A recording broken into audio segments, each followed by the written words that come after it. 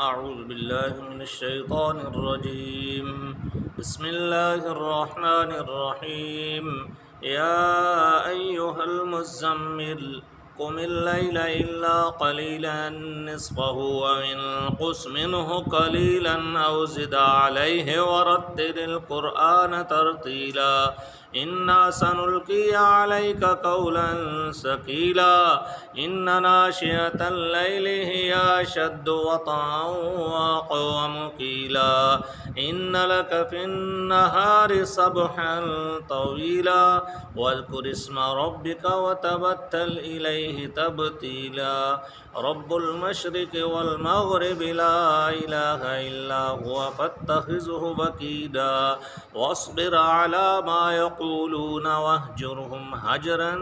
جميلا وذرني والمكذبين أولي النعمة ومهلهم قليلا إن لدينا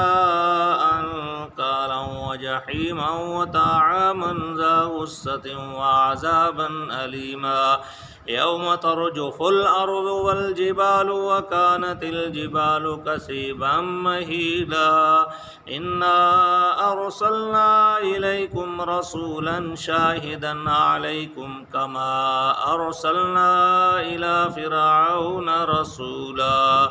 فعصى فرعون الرسول فأخذناه أخذا وبيلا فكيف تتقون إن كفرتم يوما يجعل الولدان شيبا السماء منفطر به كان وعده مفعولا إن هذه تذكرة فمن شاء اتخذ إلى ربه سبيلا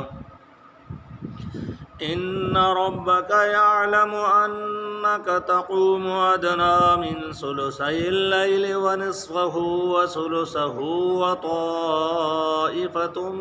من الذين معك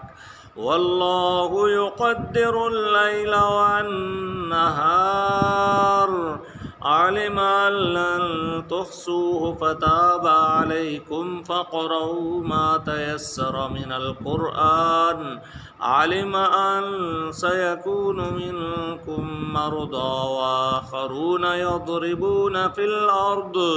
يبتغون من فضل الله وآخرون يقاتلون في سبيل الله فاقرؤوا ما تيسر منه وأقيموا الصلاة وآتوا الزكاة وأقرضوا الله قرضا حسنا وما تقدموا لأنفسكم من خير تجدوه عند الله هو خيرا وأعظم أجرا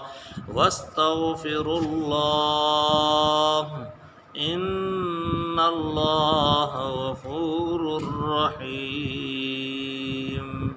صدق الله العظيم.